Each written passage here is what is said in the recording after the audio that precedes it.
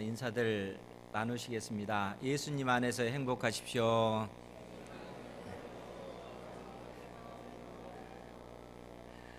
예수님 안에서 행복한 삶을 사시기 바랍니다.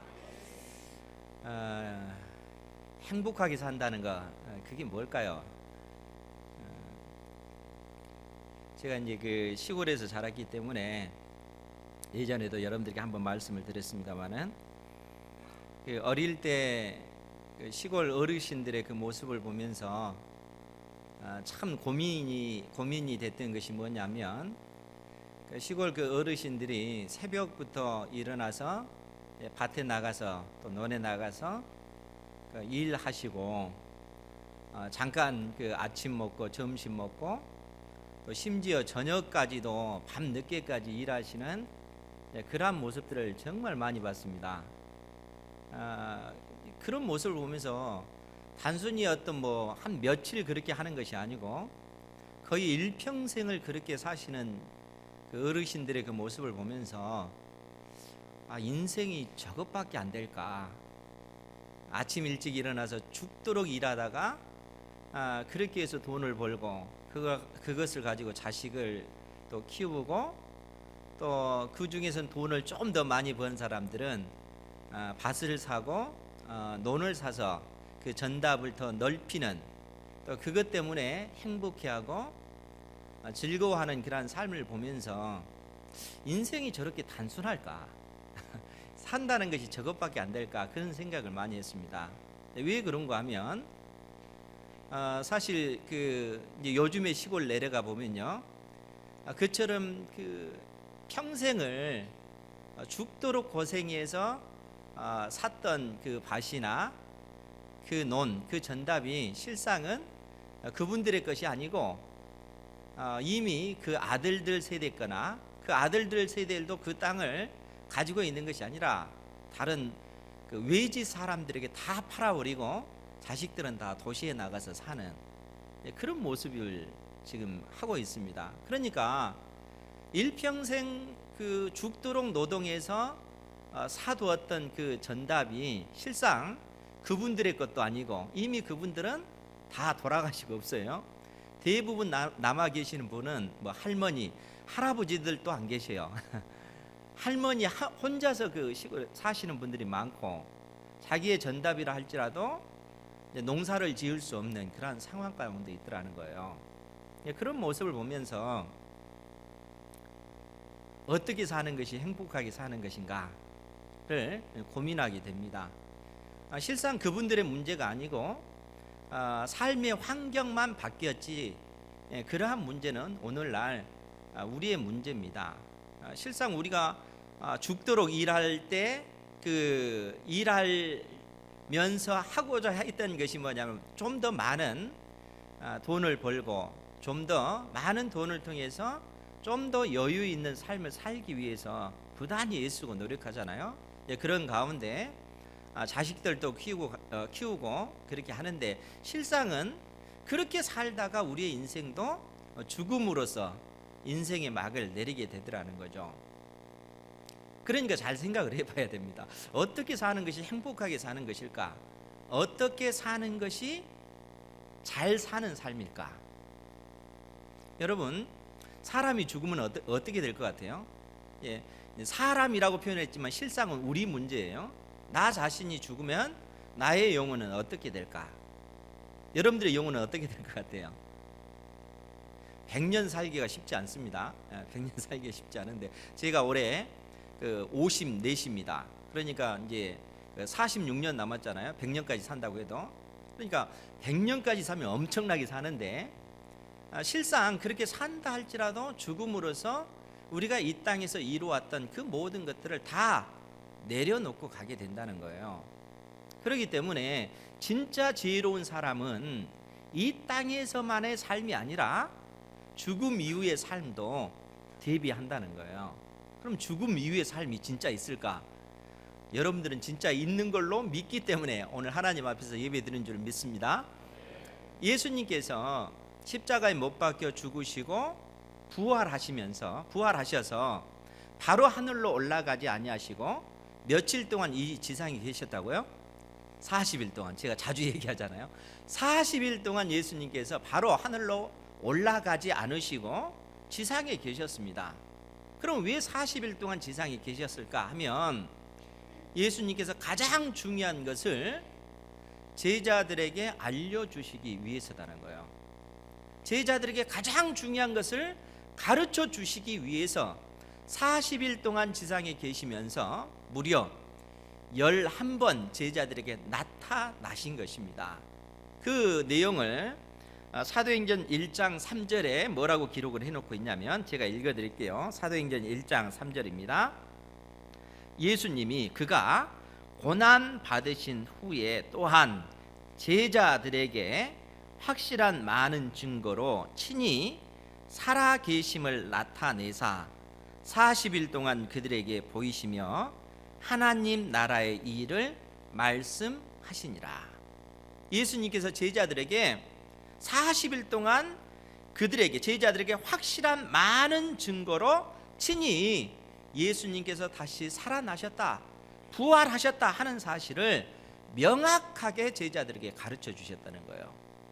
제자들이 예수님이 부활하셨다 하는 사실을 확실히 믿도록 하기 위해서 예수님께서는 40일 동안 무려 11번 제자들에게 나타나셔서 확실히 부활했다 하는 사실을 가르쳐 주시고 제자들에게 하나님 나라의 일을 말씀하셨다는 거예요. 그래서 하나님 나라의 일, 그 하나님 나라의 일이 뭘까? 예전에 제가 말씀을 드렸는데 하나님 나라의 일이 뭐라고 했습니까? 요한복음 6장 29절에 표현된 대로 우리가 보자면 하나님께서 보내신 자, 즉 우리 주 예수 그리스도를 믿는 것이 하나님의 일이니라 라고 얘기를 합니다. 하나님의 일이라고 하는 것이 다른 데 있는 것이 아니라 예수님을 하나님의 아들로 내가 믿는 것, 즉 예수님께서 나의 모든 죄를 대신하여 십자가에 못 박혀 죽으시고 나를 살리시기 위하여 죽음을 이기시고 부활하신 하나님의 아들이시다 하는 사실을 믿는 것이 하나님 나라의 일이다 라고 말씀하고 계십니다. 주님께서 우리에게 그 사실을 얘기해 주셨어요. 그러니까 하나님 나라 일은 내가 열심히 교회를 위해서 막 교회 청소하고 봉사하고 헌신하고 그것이 하나님 나라의 일이 아니고 더 근본적인 거, 예수님을 나의 구주로 영접한 것이 하나님 나라의 일이라는 거예요. 그것이 바탕이 됐을 때 그 은혜에 힘입어서 우리가 주의 몸된 교회를 위해서 헌신하고 봉사하고 열심으로 섬기는 것입니다. 그러니까 내가 교회를 위해서 열심으로 헌신하고 봉사하고 섬기는 것 때문에, 아니 주의 몸된 교회를 위해서 내가 생명을 바친다 할지라도 그것 때문에 우리가 구원받을 수 있는 것이 아니고 예수님을 믿는 믿음 때문에 우리가 구원을 받는다는 거예요. 그러니까 이 믿음이 근본적으로 여러분들에게 있어야지, 이 믿음이 구원의 그 믿음이 없는 가운데 주의 몸된 교회를 위해서 여러분들이 생명을 버리면서까지 헌신한다 할지라도 여러분들이 구원받는 것과는 무관한 일이 되고 마는 겁니다. 이러한 일이 같이 있어지려면 생명의 주님을 나의 구주로 먼저 영접한 일이 더 중요하다는 거예요.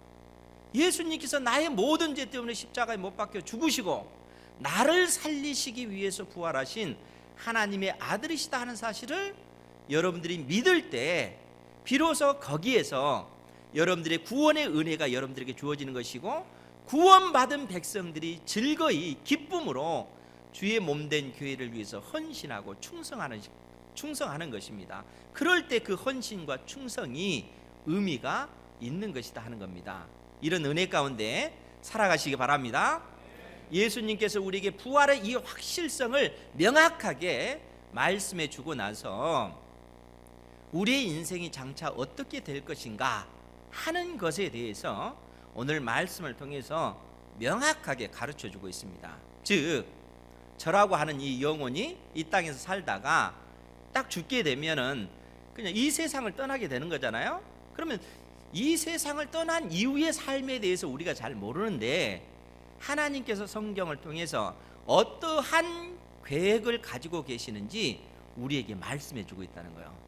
여러분들의 개개인의 인생이 장차 어떻게 되어질 것인지 성경이 오늘 말씀을 통해서 가르쳐 주고 있습니다. 여러분 20절 말씀을 먼저 우리 같이 한번 보도록 할게요. 20절 말씀입니다.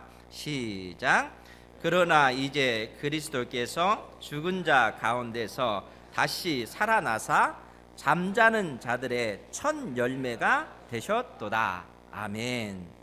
예수님께서 죽은 자 가운데서 다시 부활하셔서 잠자는 자들의 첫 열매가 되셨다라고 얘기합니다. 여기서 잠자는 자들은 죽은 자들을 얘기하는 거예요. 그러니까 예수님께서 이 땅에서 모든 죽는 자들의 첫 열매로 부활하셨다 하는 사실을 지금 성경이 말씀해 주고 있다는 거예요.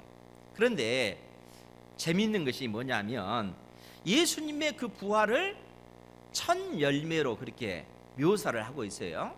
그러면 왜 바울 사도는 예수님께서 죽은 자 가운데서 다시 부활하신 이 사건을 첫 열매로 그렇게 말씀하셨는가 하면 구약 성경의 예를 들어서 이 표현을 하고 있다는 거예요. 여러분 그 초실절 절기에 대해서 아세요? 초실절 첫 열매를 하나님 앞에 드리는 절기인데 이 절기가 언제 있냐면 여러분 6월절 절기를 딱 마치고 나면 안식일이 되어지는 거예요. 그래서 안식 후 첫날이 초실절 절기입니다. 그러니까 여러분 그 6월절 절기는 4월 초쯤 우리나라 그 달력으로 보면 4월 초쯤에 그 6월절 절기가 있어요. 그러니까 6월절 이 6월절이 지나고 나서 안식 후 첫날 예수님께서 부활하신 날이에요. 그날이 그 초실절 절기입니다. 그런데 구약 성경에 보면 이 초실절 절기가 어떤 의미가 있냐면 그 6월절 절기를 마치고 안식 후 첫날부터 이스라엘 지역에는 추수기가 시작이 되는 겁니다. 보리와 보리 추수를 이어서 밀 그 추수를 하게 돼요. 그리고 나서 그 기간이 약 49일간인데 77에 49에서 그래서 77절 절기가 나오는 겁니다. 그러니까 6월절 절기가 지나고 나서 안식 후 첫날 초실절 절기가 시작이 되면 어떤 일을 먼저 시작하게 되냐면은 첫 수확을 알리는 그 의미. 그러니까 이스라엘 전역에 첫 그 추수기가 시작되었다라는 것을 알리기 위해서 제일 먼저 한 일이 뭐냐면은 보리를 추수해서 첫 단을 제일 먼저 새벽에 하나님의 성전에 가지고 오는 겁니다. 그러면은 제사장이 그 보리의 첫 단을 하나님 앞에 드림으로써 그 추수기가 시작이 되는 겁니다. 그래서 49일 동안 그 추수를 마치고 이제 오순절 절기를 딱 맞이하게 되는 거예요. 그러니까 지금 바울 사도가 우리에게 그 절기를 염두에 두면서 예수님은 잠자는 자들의 첫 열매, 첫 단이 되었다라는 표현을 지금 쓰고 있다는 거예요. 그러면 왜 이런 표현을 쓰냐면 실제적으로 이 초실절 절기 이때에 보리의 그 첫 단을 성전에 드릴 그 새벽에 예수님께서 죽음의 권세를 이기시고 부활하셨어요. 부활의 첫 열매가 되셨다는 얘기입니다. 그 말은 무슨 얘기냐면은 앞으로 예수 그리스도 안에서 예수 그리스도를 믿는 모든 하나님의 자녀들이 예수님의 부활처럼 우리 역시 부활의 몸을 입게 될 것임을 말씀해 주기 위해서 예수님께서 잠자는 자들의 첫 열매가 되셨다 이렇게 성경이 표현하고 있는 것입니다. 사랑하는 성도 여러분, 예수님을 믿는다라고 했을 때는 이미 믿는 여러분들의 마음속에 예수님의 부활 생명이 있는 줄 믿으시기 바랍니다.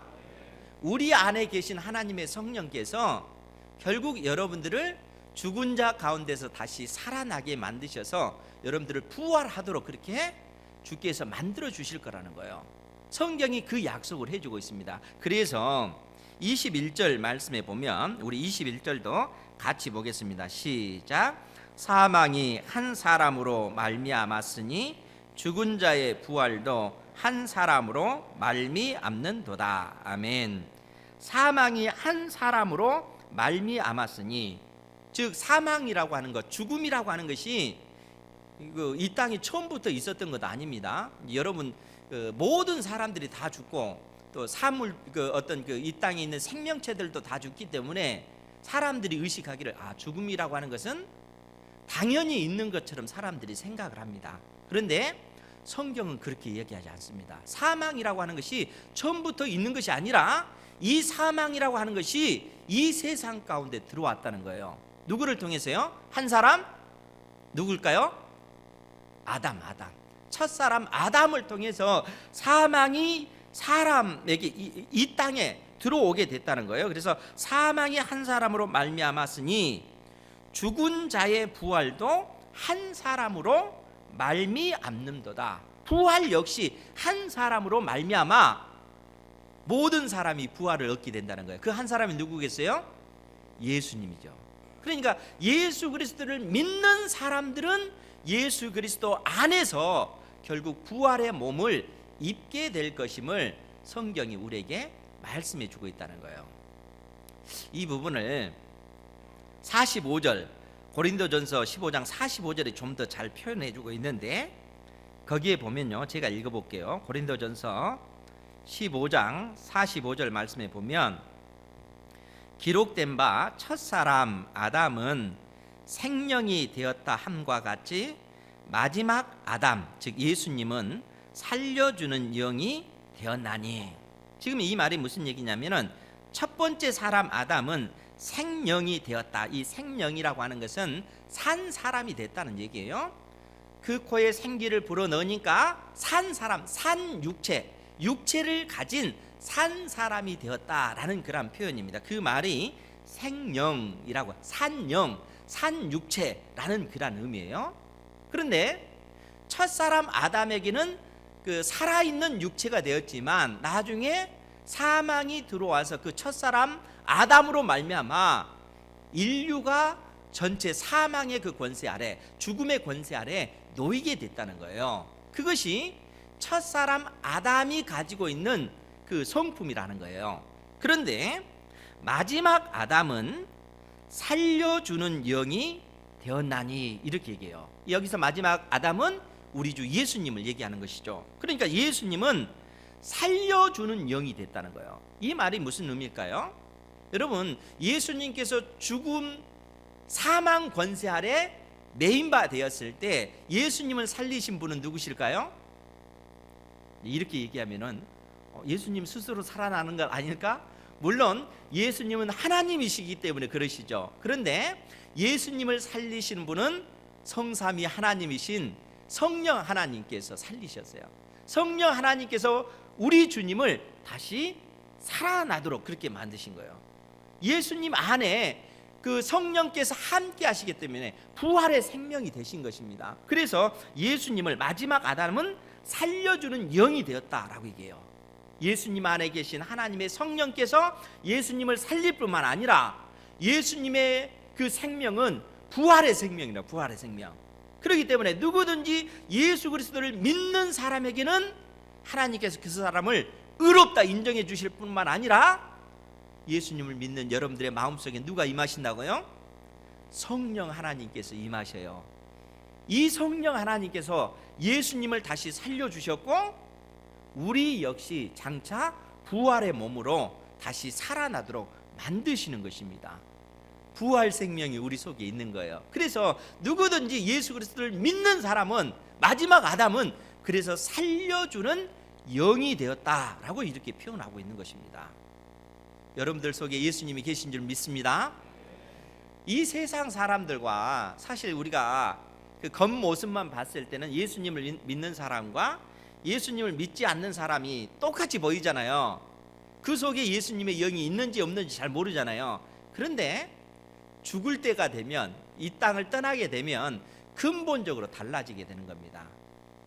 예수님을 믿지 않는 사람들은 영원한 지옥에 던져지지만 예수님의 생명이 있는 사람은 죽음이라고 하는 것이 고통이 아니라 낡은 옷을 벗어버리고 새 몸을 입기 위한 하나의 과정이 되어버리는 거예요. 영원한 하나님 나라를 그냥 가는 거예요. 그러니까 이 땅에서의 삶보다 더 복된 그 삶으로 나가게 되는 것입니다. 예수님이 있고 없고의 차이가 근본적으로 180도의 그 정반대 방향의 그 삶으로 나누어지게 된다는 거예요. 성경이 끊임없이 이 세상 사람들을 향해서 또 예수 그리스도를 믿는 우리를 향해서 이러한 말씀을 해주고 있다는 거예요. 그래서 이제 사도 바울은 21절 말씀에도 22절 말씀에도 뭐라고 얘기하냐면, 아담 안에서 모든 사람이 죽은 것 같이 그리스도 안에서 모든 사람이 삶, 즉 생명, 영생을 얻으리라, 이렇게 얘기를 합니다. 첫사람 아담 안에 있는 사람은 사망 권세가 왕노릇할 거예요. 그러나 둘째 아담 대신 예수 그리스도를 믿는 우리에게는 영원한 생명이 왕노릇한다는 거예요. 더 이상 사망 권세가 우리를 지배하지 못한다는 것입니다. 이 진리 가운데 여러분들이 살아가는 줄 믿으시기 바랍니다. 그러면서 바울 사도가 우리에게 장차 하나님께서 가지신 그 계획이 어떻게 역사 가운데 진행되어질까 하는 것을 23절에서 말씀해 주고 있습니다. 우리 23절 같이 보겠습니다. 시작. 그러나 각각 자기 차례대로 되리니 먼저는 첫 열매인 그리스도요, 다음에는 그가 강림하실 때에 그리스도에게 속한 자요. 아멘. 지금 이 땅의 그 부활의 그 생명의 역사가 어떻게 나타날 것인가 하는 것에 대해서 말씀하시면서, 그러나 각각 자기 차례대로 되리니 먼저는 첫 열매인 그리스도요, 즉 예수님께서 부활의 첫 열매가 되심으로써 이제는 추수기가 시작이 된 것입니다. 누구든지 예수 그리스도를 믿는 사람에게는 부활 생명이 우리에게 주어졌다는 거예요. 부활 생명이 우리에게 주어진 것입니다. 물론 부활의 육체를 입고 있지는 않아요. 그러나 부활 생명이, 그 씨앗이 여러분들 속에 있다는 거예요. 부활 생명이 있습니다. 그러니까 여러분, 이 땅에서 그 세월이 흘러가면 육신이 약해지고 또 병도 들고 또 아프기 때문에 고통스럽고 그러잖아요. 그것 때문에 너무너무 슬프잖아요. 힘들고. 근데 이러한 것으로 인해서 너무 낙심하지 마시기 바랍니다. 왜냐하면 모든 인생이 사실은 그 길을 갈 수밖에 없어요. 아무리 건장한 우리 최병구 집사님이라 할지라도 나이가 이제 60대가 되고 70대가 되면 그 기력이 쇠해질 수밖에 없어요. 그 길을 갈 수밖에 없어요. 그런데 우리가 낙심하지 말아야 될 그 이유가 뭐냐면, 우리 속에 부활 생명의 그 씨앗이 있기 때문에 그렇다는 거예요. 이 부활 생명이 우리에게 있기 때문에 우리가 이 땅을 떠나게 되면 그 헌 옷을 그냥 벗어버리고 마찬가지예요. 나중에 우리가 부활의 몸을 입게 되면은 더 이상 사망 권세가 우리를 주장하는 그런 몸이 아니라 그야말로 우리가 상상할 수 없는 그런 몸을 입게 된다는 거예요. 성경이 우리에게 그 사실을 계속 말씀해 주고 있고 하나님의 자녀들에게 그 사실을 가르쳐 주고 있다는 거예요.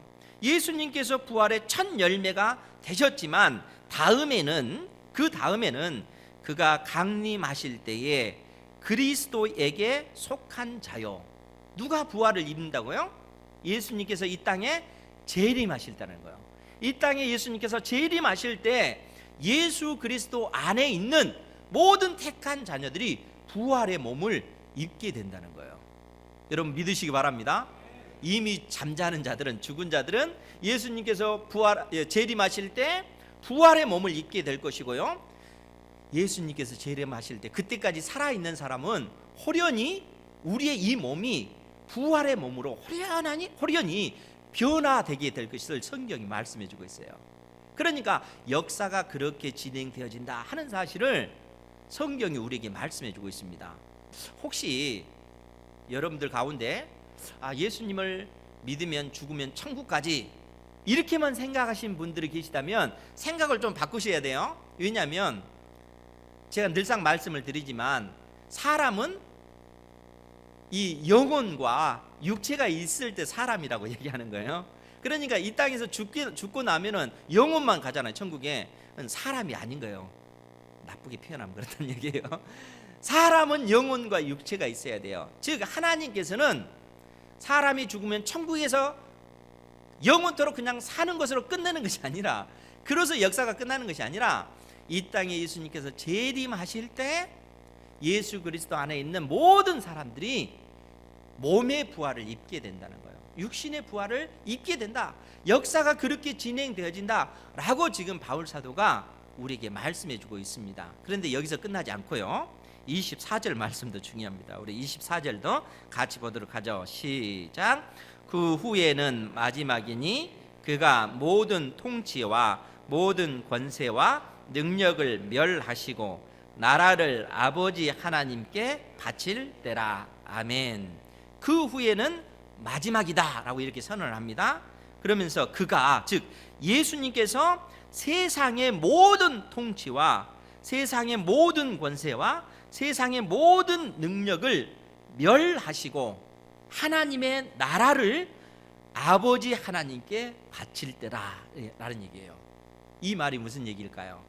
사실 요한계시록이 그 사실에 대해서 끊임없이 말씀해 주고 있는 내용입니다. 그 얘기는 장차 이 세상의 모든 나라와 이 세상의 모든 권세와 이 세상의 모든 능력들을 예수님께서 재림하셔서 다 심판하시고 다 그 세상의 모든 권세를 멸하시고 그때는 완전한 하나님의 나라가 이 세상 역사 가운데 건설되어진다는 거예요.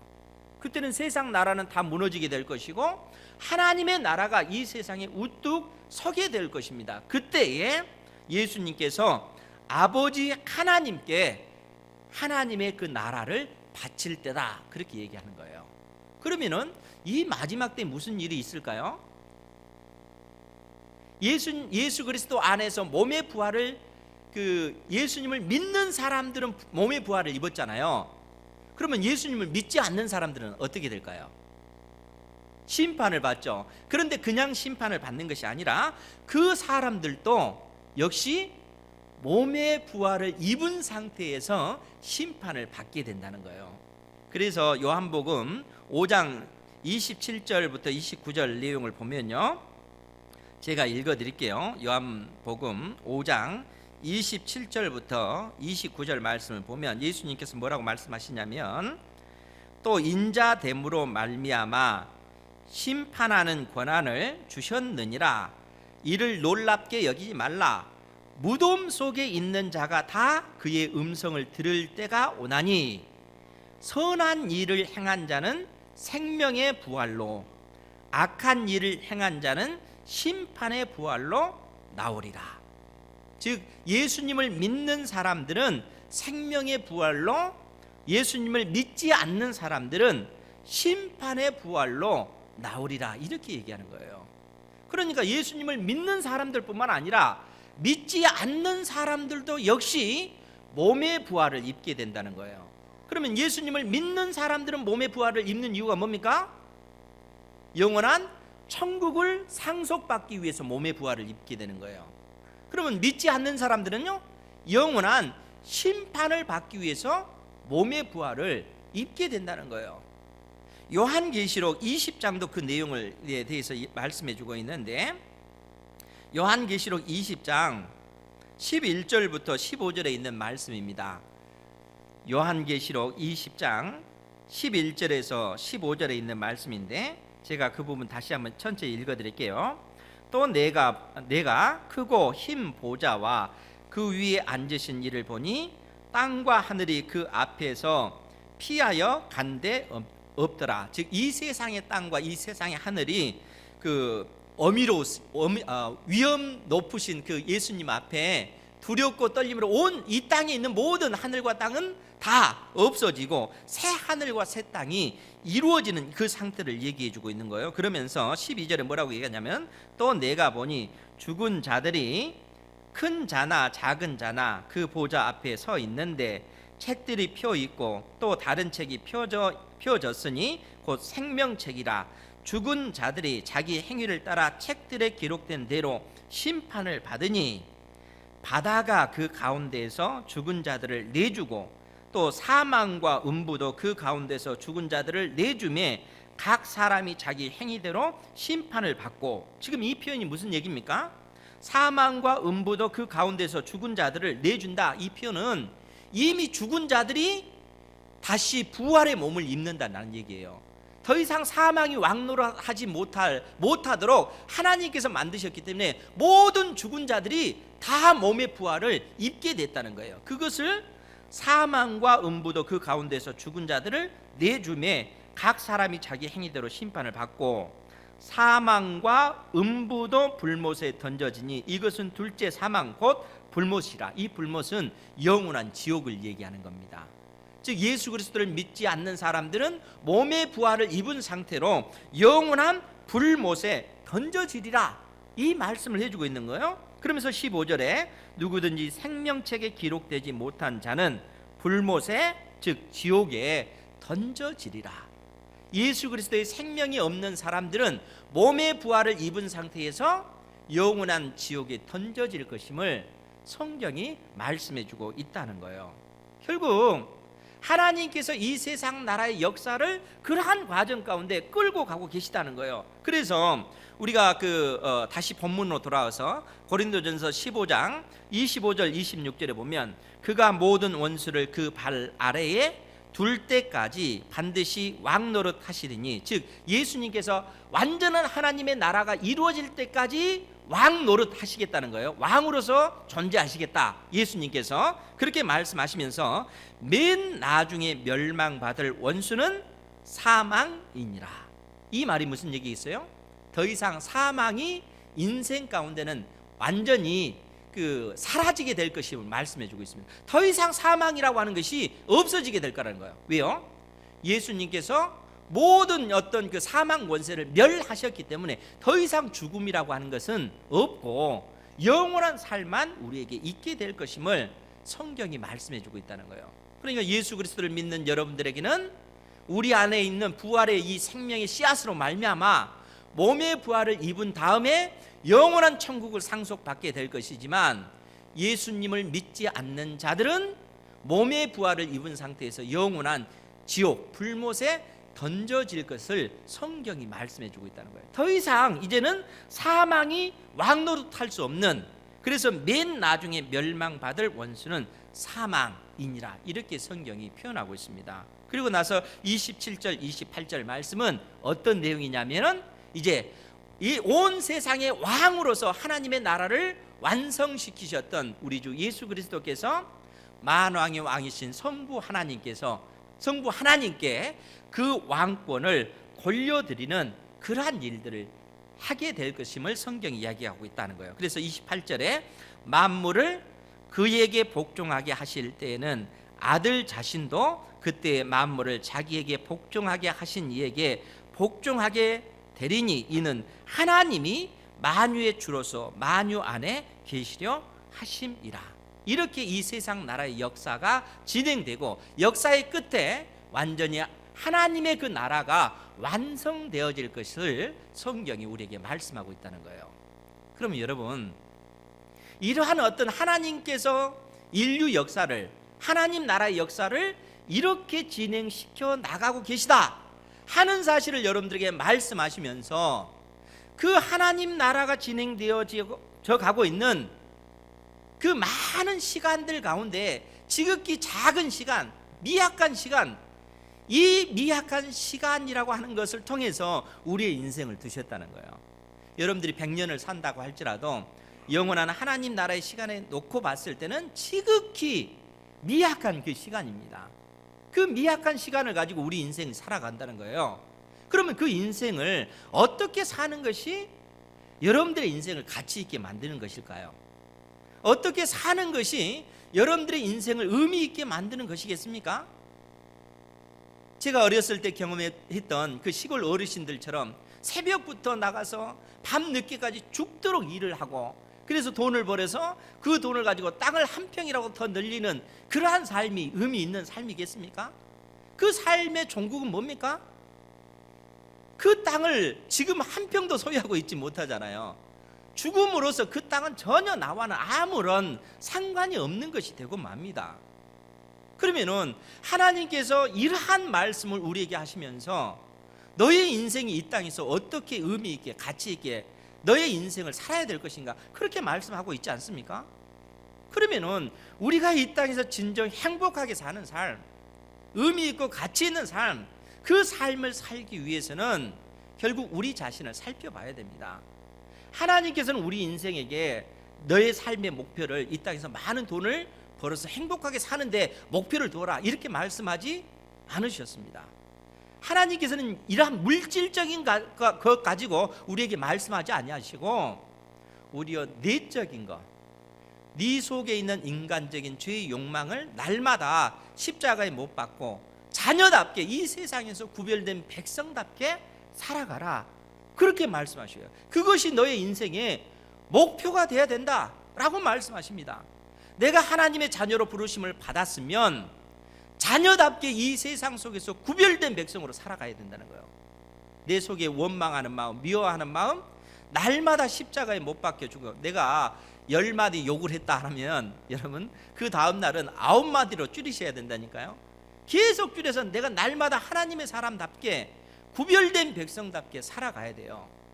성경이 우리에게 그 사실을 말씀해 주고 있습니다. 아니 바울 사도도 오늘 고린도전서 15장 58절 말씀에 뭐라고 얘기하냐면 우리 같이 한번 보죠. 고린도전서 15장 58절 시작.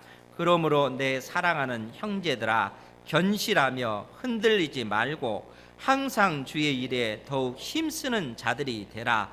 이는 너희 수고가 주 안에서 헛되지 않는 줄 알미라. 아멘. 내 사랑하는 형제들아 견실하며 흔들리지 말며, 이 말이 무슨 얘기입니까? 우리가 믿는 그 도리를 견고히 붙잡고 흔들리지 말고 그 믿음 안에서 너희들이 견고히 하나님의 나라와 그 영광을 위해서 너의 삶을 드리라는 겁니다.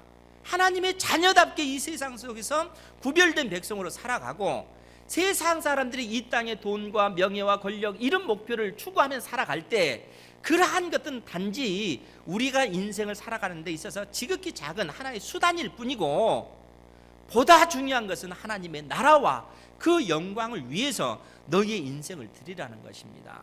그러한 삶을 살아갈 때 우리의 인생이 하나님 안에서 의미 있고 가치 있는 삶이 될 것임을 성경이 말씀해 주고 있습니다. 뿐만 아니라 우리를 격려하시면서 갈라디아서 6장 9절에는 우리가 선을 행하되 낙심하지 말지니 포기하지 아니하면 때가 이름에 거두리라. 때가 이르면 거두게 될 것을 성경이 말씀해 주고 있습니다.